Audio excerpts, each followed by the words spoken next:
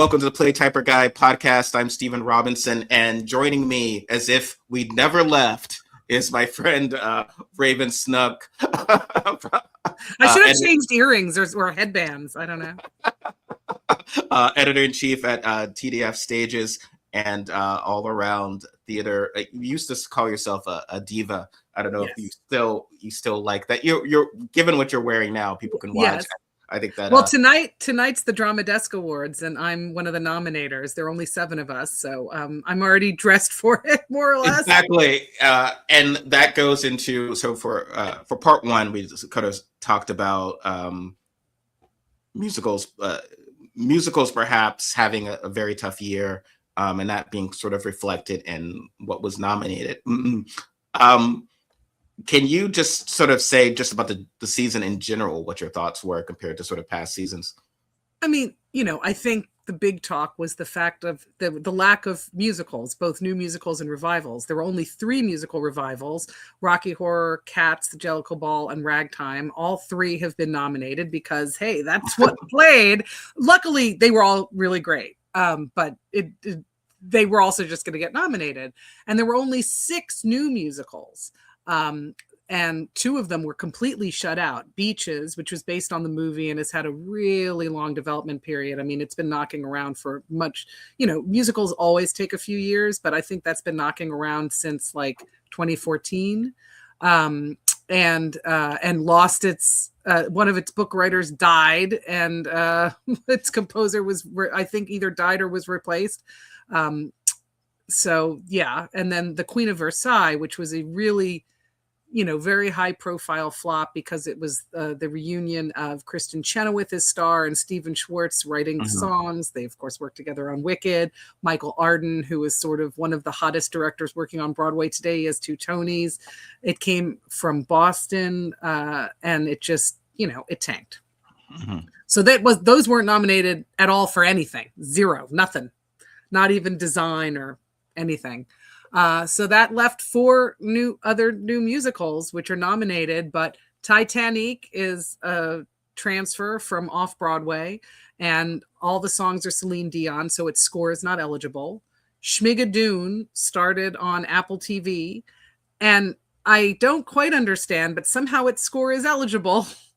I think they made, I know they made the argument that there are some new songs. Look, I want to be clear. I loved Schmigadoon. I love the series. I actually think it's better as a 2.5-hour musical. And it's clear that probably is really what he wanted to do originally. St. Paul, who wrote it. I do not think it's a new score, and I do not understand why it's eligible, but okay. And then the other 2 musicals are The Lost Boys, based on the movie. And look at me. I'm like, I have to look at my notes because there's so much going through my head right now. And 2 Strangers, which is a transfer from London, and it's a 2-person musical. It's very sweet. But that is sort of the only musical that's just, original. It's not based on any kind of existing IP. It's just new. Yeah. That's out of 34 things that open, 9 were musicals. High profile flops like that are always fascinating to me. It's like having ingredients for a cake and it goes to hell. It's like, well, it might not be the best cake ever, but it should still be cake, right? We should still be happy. It was like, how did it all kind of not gel? What's your thoughts on that? Well, so I saw The Queen of Versailles. I saw it with Kristen Chenoweth. Her alternate was Sherry Renee Scott. And I heard from many people, I am sad now I didn't make the time to see it. I heard that it really was a different musical with her and a better musical with her. So it's based on a documentary about a woman named Jackie Siegel. I'll be honest, I still haven't seen the documentary. I hear it's very good, but it's a woman who, look, she was not a dummy. She wasn't just some trophy wife. She was smart and she came from nothing, but she, in the end, married into money and wanted to build her own version of Versailles in Florida. And they went bankrupt while that was happening. So, it's sort of this American tragedy, but she was also somebody who, for her, more was never enough and no was never an answer. And it really is sort of awful and tragic. She's a Trumper. They didn't go into that either. And that's the thing. Kristen Chenoweth loves to be loved, and she's so charming and so adorable. And in some ways, it was a bad fit for her and who she is. She couldn't really, I mean, the show definitely doesn't make it a celebration of her, but sort of Kristen played it. I mean, look, a lot of people who play very flawed characters say, like, I have to see their point of view and their perspective, and that's what makes them real. But I feel like just who she is as a person was in conflict. You know, beyond that, there were other things. It's very episodic, and it wasn't Steven's best score, and you know, they cut down a lot of things. There were also some very weird tonal things because there's a lot of tragedy in her life, like really terrible tragedy. You know, it just, I don't think the people who were making it wanted to really make what the documentary is, which is, you know, a tragedy. And it's really hard to make musical tragedies. So it's musical comedy, even. I will say it did get a critic's pick inexplicably in the Times, which everybody was like, what? And I was glad that I saw it, because when I first read about it, again, I hadn't seen the documentary. I do hear it's very good. But I was like, why? I don't want to spend time with rich assholes. Like, you know, just why would I want to spend time with them? But when I saw it, I started to understand what attracted Stephen Schwartz and Kristen Chenoweth to this story. But they were the wrong people to tell it.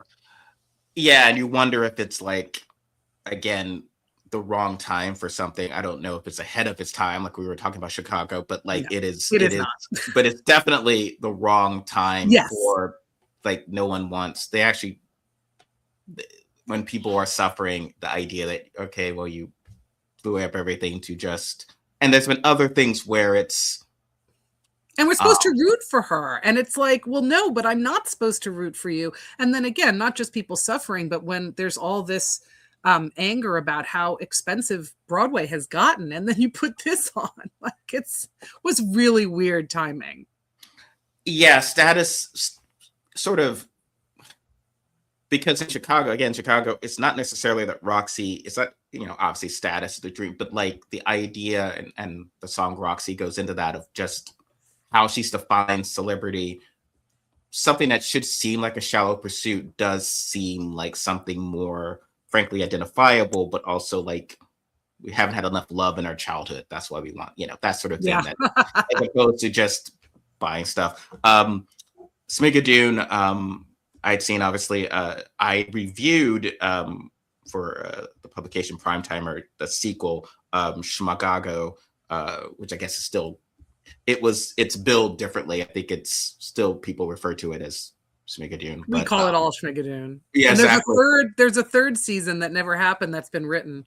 I mean, yeah. Paul, who wrote, I mean, he wrote the songs and he wrote the script. I mean, he really is a genius. I mean, parody is hard. Yeah. And it's not direct parody. I mean, yes, sure. Some songs are more direct parodies than others, but a lot of them end up existing as their own wonderful songs. Yeah. Like, I mean, that is not easy to do. Yeah. And there's love and respect for the form. So it's not just, oh, how goofy musicals are. It is, or even how goofy musicals of this period are, which people certainly in the theater community could sometimes be guilty of saying or thinking. It really does sort of have a story of like this couple, you know, they're, you know, getting through their marriage, and then later their kind of relationship, their marriage, through musical theater. And I think, as someone, you know, for musicals, for any one of us who finds musicals a way of helping you through tough times, I think that is sort of relatable. And it's very smart, like how it's done. Like, and it's smart if you know musicals, but if you don't, you're not going to feel like you've been shut out.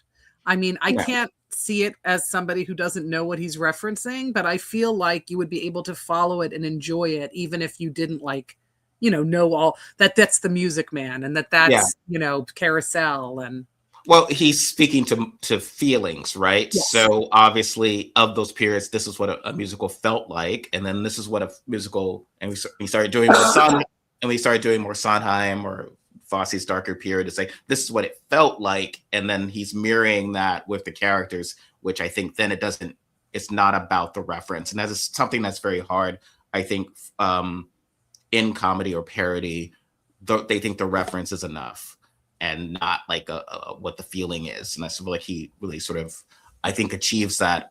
It's so great. In fact, I think that in the series, sometimes things were drawn out in ways that sort of weren't as good as it is when it's just a compact 2.5 hour show.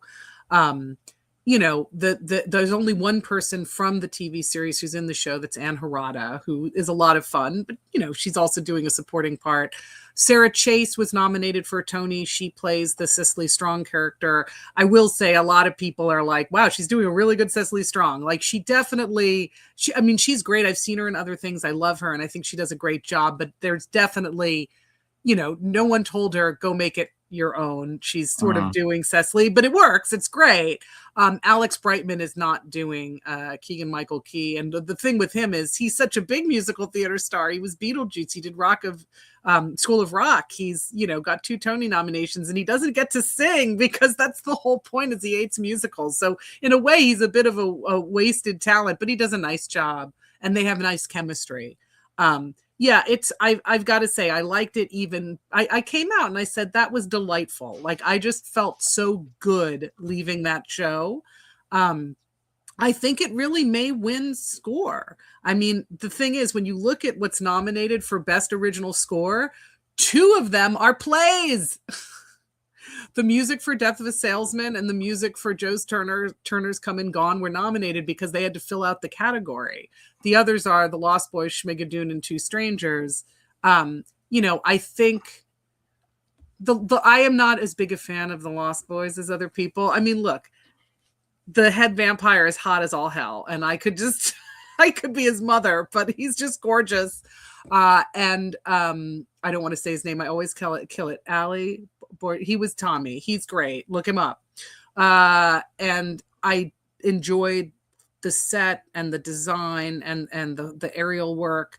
But the songs by a band called The Rescues, who, to be honest, I did not know before, like, it's the same problem I had with the songs in The Outsiders. Like, they just kind of sit there. There are a lot of ballads. They're real big, and they sit there, and they don't give you insight really to the character. They don't move the story along. They all sound like the same. So different characters, even though they're supposed to be singing their points of view, their songs sort of sound the same-ish.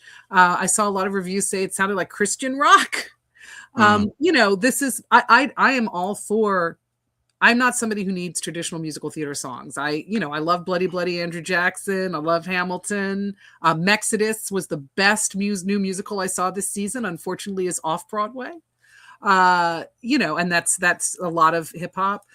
But I don't like when these bands come in and they just kind of write the same way for all the characters, because they've developed their own sound. And that's, I mean, U2 had the same problem with Spider-Man Turn Off the Dark. It just all sounded like U2 songs. And I was like, Spider-Man should not sing like the Green Goblin. They should not sound the same. Yeah.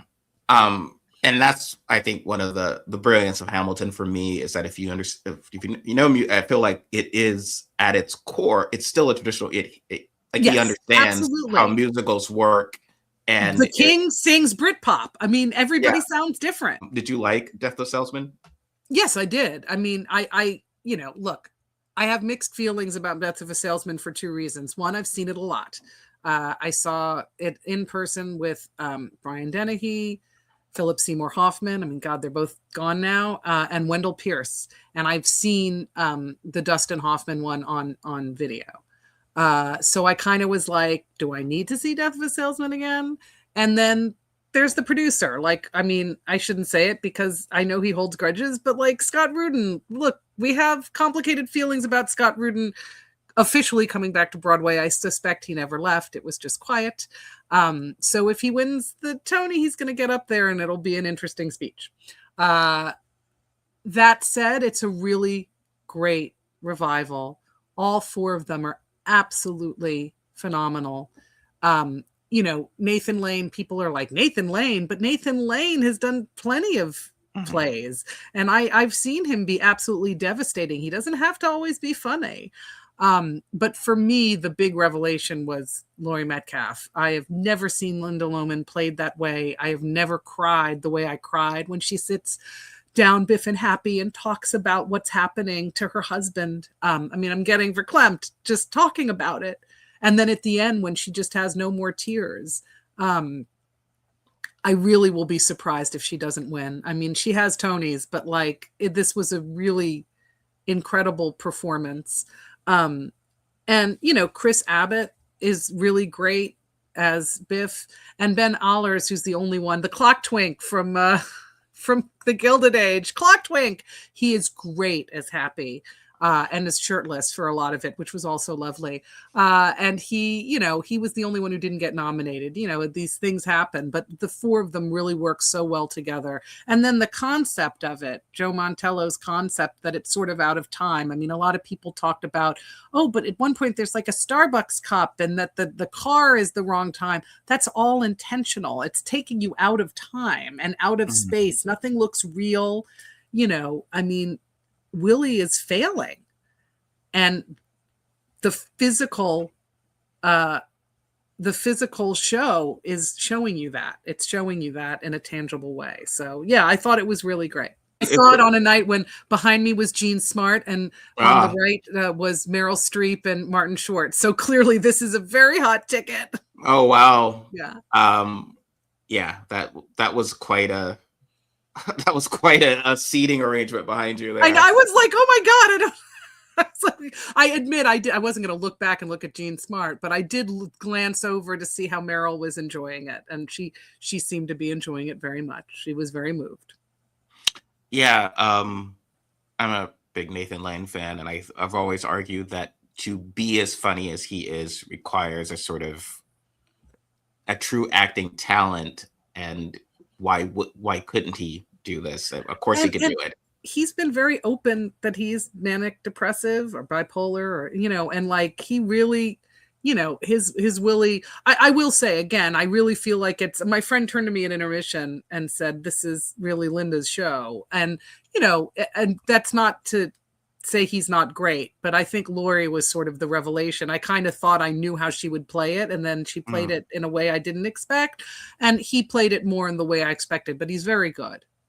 And it did make me, I wrote on Facebook, I was like, I really want like to do a comedy about like a group therapy with bad parents, bad theatrical parents. I was like, you're going to have Willie Loman, you're going to have Mama Rose. I was like, who else should be in it? And, you know, Medea. I don't know. I feel like there's a good sketch there for some. Exactly. Yeah, Joe Turner come and gone. The theater I'm involved with here in Portland, we kind of last year, the NEA took the grant that had already been approved. I think the Trump administration was doing it. Like, oh yeah, they did that to everybody. Yeah, and of course, it led to the public was very generous and receptive, and I think we immediately more than doubled what the grant was from public outpouring. But obviously, that wasn't a good turn in like the sort of politicization of the arts that we're sort of that you can expect from this administration. I, of course, Joe Turner is I've written about this. It's American history. I mean, this is just a reality of what happened, and it's I loved our production. I'm sure you know. I'm a big August Wilson fan, so it's gonna be rare that I'm not gonna enjoy something. But I obviously haven't seen this one. I reviewed this for Time Out, which was really a privilege because I had remembered the last revival that had Chad Coleman and Danae Guerrera so vividly. I think of all his plays, this and Jitney are my favorites. And I feel like, you know, people love Fences. They love the piano lesson. I'm not saying I don't like them, but I don't love them the way I love this one in Jitney. And I think, you know, this production's interesting. I gave it a good review. I think it's just such a great play that as long as you have actors who know what they're doing, like, it's going to work. That last scene is one of the greatest last scenes of any play. When he I mean, I don't want to give it away, but there's a reconciliation or whatever, reunion, not a reconciliation exactly. And this was so beautifully acted. Joshua Boone was so good as Harold. I thought he also made Harold very scary and sort of, I mean, look, Harold's been broken, right? But he made him scary and erratic in a way where I really worried for people on stage, which was great. Taraji P. Henson is making her Broadway debut, and Cedric the Entertainer. They play the people who run the boarding house in 1911 in Pittsburgh, where people come through, Black people. I mean, everybody in it is Black except for the one white guy who's the finder of people. Oh boy, he's a character. But it's not really their show. They don't really change. They're the hosts. It's really about Harold, and Joshua Boone is great. Debbie Allen, going back to her, you had wanted to see her in Sweet Charity. She's the director. I can't say, she elicited fantastic performances from them. She did not stage it well. It's actually clunky at times, and it has some of the worst scene changes I've ever seen on Broadway. I was like, what is going on? But it didn't matter because it's such a really fantastic play. And I feel like, you may have to cut that out for a second. Sorry. I was distracted by my dog and my husband. So yeah, I mean, I'm glad that it's on Broadway in a limited run and seems to be getting, butts in the seats, especially since it's one of the Wilson plays that I feel like people don't know as well. So in the time I've left, do you have a sense of what the Tonys might be? I mean, we've discussed that you are not the best prognosticator. I lose the Tony pool by an embarrassing margin every single year at my office. Like, I shouldn't even bother anymore. I will say, I guess, look, the one award I feel confident about is Joshua Henry winning for Ragtime for Best Actor in a Musical. I don't think that that's even a competition. I mean, not to say that the people he's nominated, Nicholas Christopher in Chess, he's the best thing in chess, like by far the best thing in chess. Oh shoot, that's right. I said that there were only 3 musical revivals. I lied. There was Chess. I forgot about it, maybe intentionally. So, oops. Nicholas Christopher's fantastic in Chess. Luke Evans is great in Rocky Horror. The Sam Tuddy, who is making his Broadway debut in Two Strangers, came over with that show from London. And I mean, it's the kind of character who normally would make you just want to like walk out on the musical because he's a really grating, and also he has to be naive in a way that you believe. And this kid makes him charming and wonderful. I can't wait to see what else he does. And then Brandon Uranowitz, who's also in Ragtime, who plays Tata. But when he was nominated, he literally said, like, I am thrilled to be nominated, and I can't wait to cheer on my co-star Joshua Henry when he wins. This Joshua Henry has been nominated so many times. He's never won. He's wanted to play Cole House for like decades. He really makes you, I don't want to say he made me forget Brian Stokes Mitchell, but he does something completely different with the part. I think that he's going to win. I will eat my headband if he doesn't win. I think in other things, I think the Best Musical Revival is really going to be hard. I mean, it's going to be between Cats and Ragtime. Do you want it to be Cats, which is we haven't even talked about Cats, a revelatory reinvention. I mean, I have hated Cats since I first saw it in the 80s and always been like, that's just nonsense. And I never thought, I mean, I didn't even bother with the movie. I know it's like this iconic, like, flop now. But after that movie, I thought, well, that's it. We never have to sit through Cats again. And then 2 directors came. Just to clarify, it is Cats. It's not sort of like inspired by Cats. No, it is Cats. They have not changed anything. What they do is they set it on the queer ballroom scene. So now they're not Cats. They're people, in outrageous outfits by, I do want to say, Queen Jean. I think she'll win. It's her Broadway debut. She's nominated both for play and costume design of a musical, for Cats and for Liberation. I'm sure she's going to win Cats because she comes up with these insane outfits that should not hold together, but somehow they do for 8 shows a week. And so every song becomes a ballroom competition.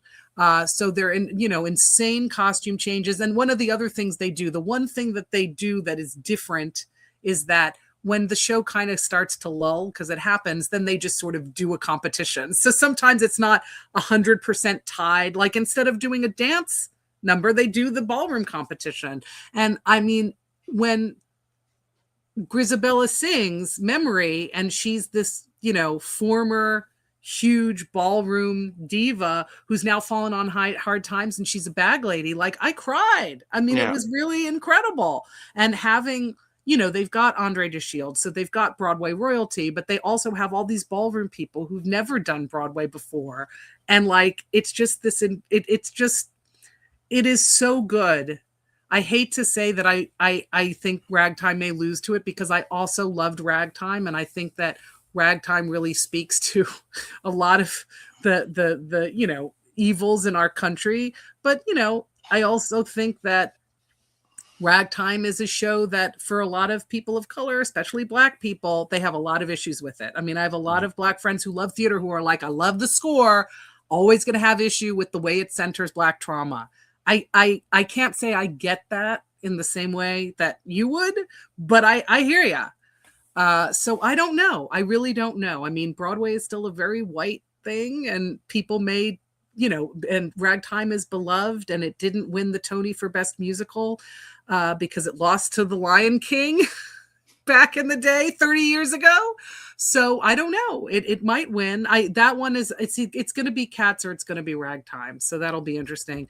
In terms of, Best Musical, that's also a bit of a hard one, because like, are they going to do Lost Boys? That seems like it's really poised to be a really big hit, and it seems to be going after the same audience that loved The Outsiders, which also won and was sort of a surprise.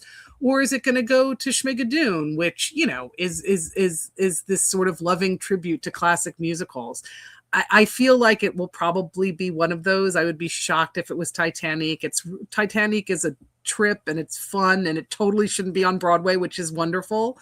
But like, is like Celine Dion retelling the movie Titanic from her point of view with lots of gay humor going to win? I don't know. And Two Strangers, it's very sweet. I did not love it as much as other people. I do think it wasn't like maybe Happy Ending, which I saw and was like, this is a small, I mean, that was technically huge, but it was a 4-person musical that just blew me away. Two Strangers is a very nice, very sweet musical about what it sounds like. It's like a rom-com. I don't really see that winning.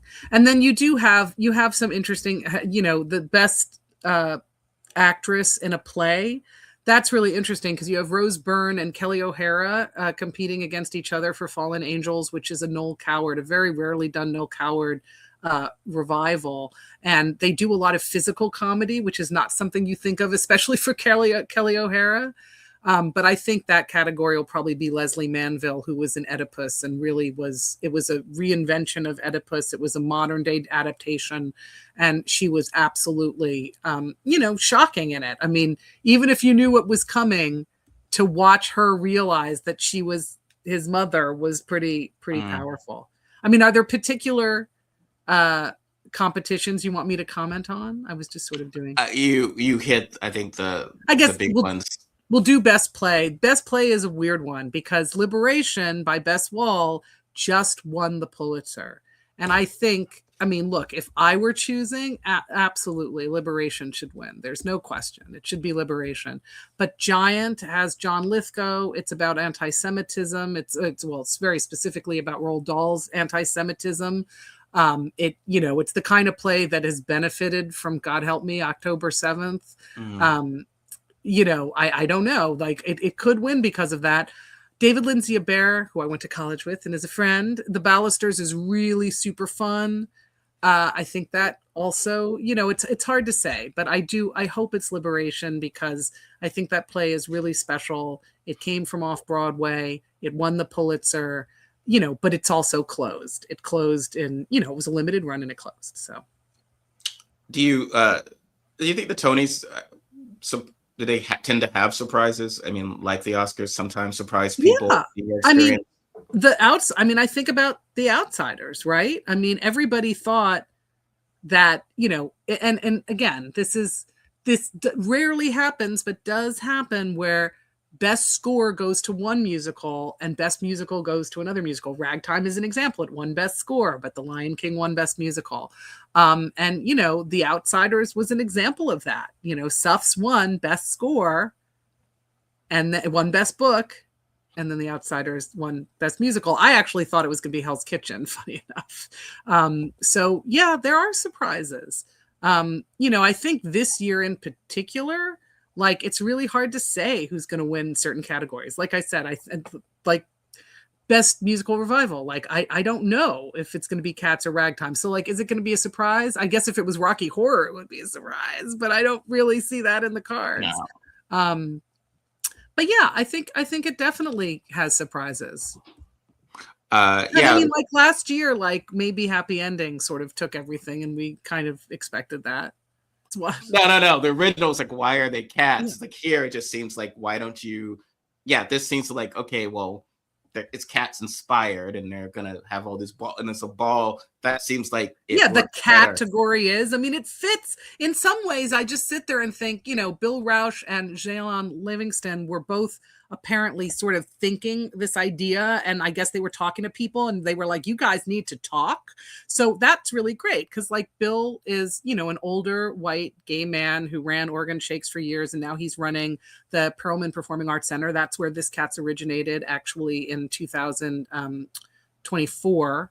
And then Jalon is Black and also gay, and he's done a lot of shows in like the Black queer community, and like them coming together. It was just like it was I don't know who contributed what, but like it's just so smart. It's so smart, and it's so simple, and yet it's so smart. And then they hired great people like Queen Jean to do the costume. She's Black and a trans woman, and had done off-Broadway. She's been dazzling me for a decade. So I'm happy that she's on Broadway, twice right now. And then the two people who did the choreography are from the ballroom scene. Like, they were very smart in saying, it wasn't like, let's just take this and put it on Broadway, people. They were like, let's actually involve that scene so that they are contributing to it. And I think it does speak what not that you were going to make political statements by what wins or whatever, but it does seem, when you talk about centering Black trauma, sometimes it's like the idea of celebrating Black excellence and celebrate at this time.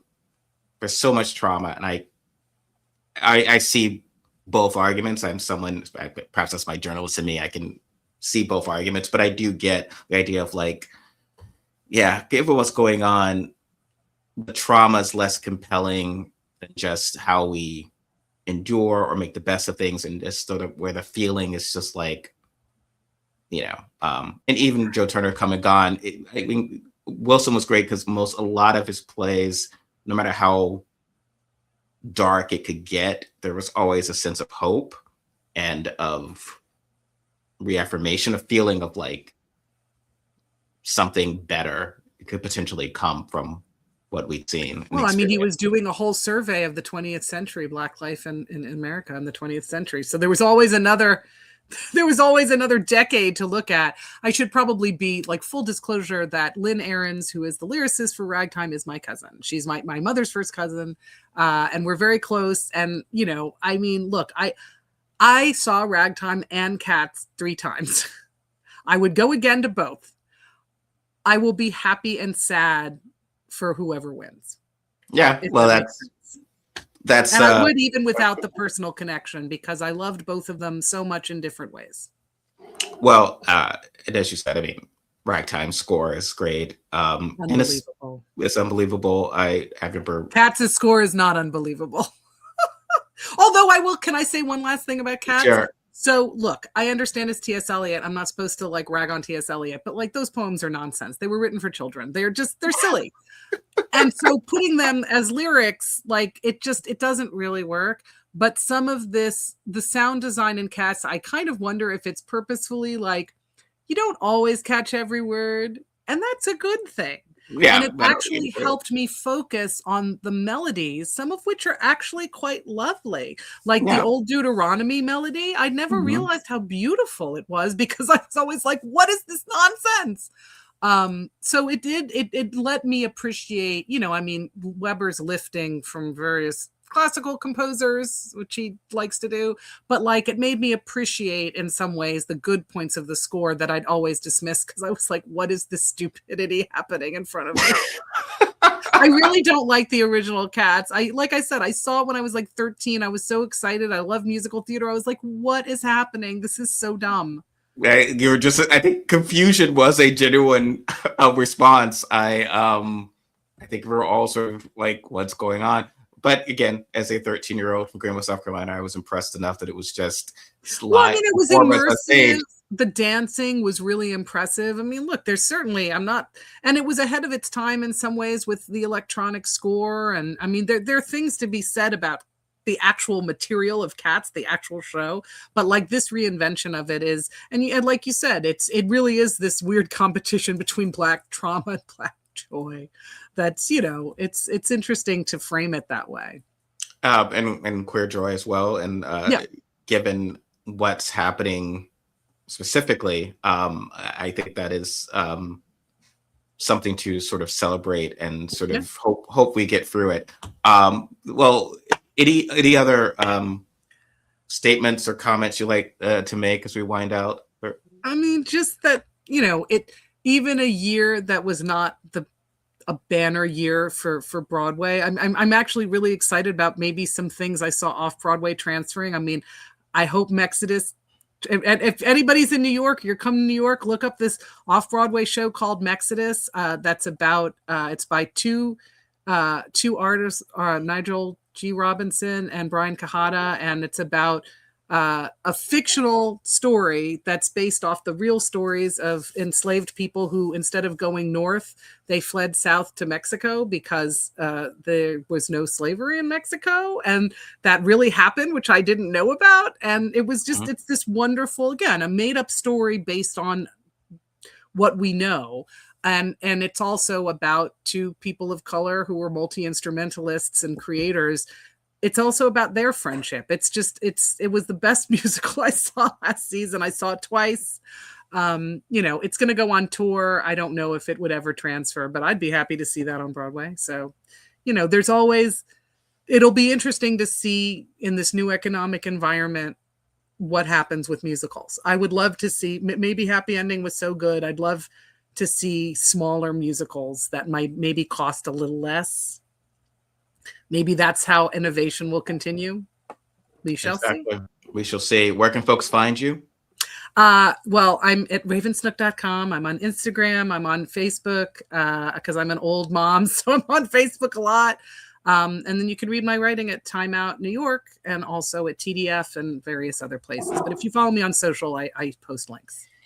Always a pleasure, Raven. Thank you so much. And, I missed you. When are you coming to New York? Hopefully soon again. We try to get back every year or every other year or so. Maybe when there's more to maybe there's more to see, so I can jam him as much as possible. All right, everyone, like, share, subscribe. Catch you next time. Take care.